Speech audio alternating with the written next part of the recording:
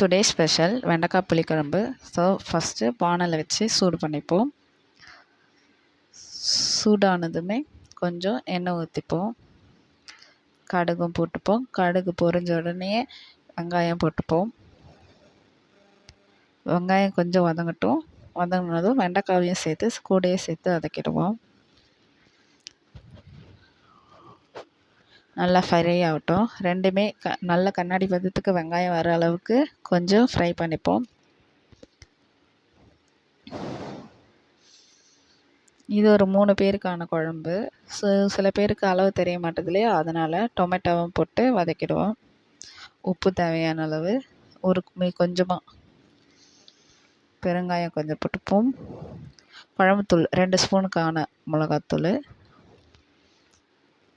கொஞ்சம் ஃப்ரை ஆனதும் இது மாதிரி தொக்கு மாதிரி வந்ததும் புளி கரைச்சலை ஊற்றிப்போம். நல்லா கொதிக்க விட்டு நமக்கு தேவையான பதத்தில் குழம்பு ரெடி.